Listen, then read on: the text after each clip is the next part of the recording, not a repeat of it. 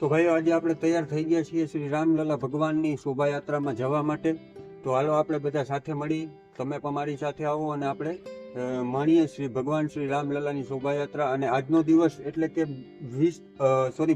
21 તારીખ અને રવિવાર, કે જે આજનો દિવસ એવો છે કે બધા લોકો માત્ર ને માત્ર સોમવારની રાહ જોઈ રહ્યા છે. કારણ કે આજે છે રવિવાર, બધા લોકો રવિવારની રાહ જોતા હોય. આજનો દિવસ માત્ર એવો છે કે જે લોકો સોમવારની રાહ જોઈ રહ્યા છે કે ભગવાન શ્રી રામલલાના પ્રાણ પ્રતિષ્ઠા મહોત્સવની અંદરનો જે આનંદ અને ઉત્સાહ માણવાનો, જે બધાને આતુરતાથી, જે 500 વર્ષથી જે હિન્દુઓ સનાતનીઓ રાહ જોતા હતા, એની આજે એક ઘડી ટૂંક જ સમયની અંદર એટલે કે 24 કલાકની અંદર આવી રહી છે. તો બધા સનાતનીઓને મારા જય શ્રી રામ.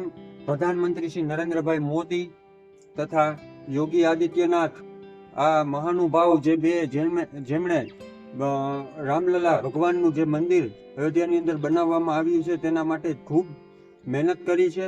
અને હું તો એવું માનું છું કે કદાચ ને જો માનનીય શ્રી નરેન્દ્રભાઈ મોદી ન હોત તો આ કાર્યક્રમ શક્ય નહોતો.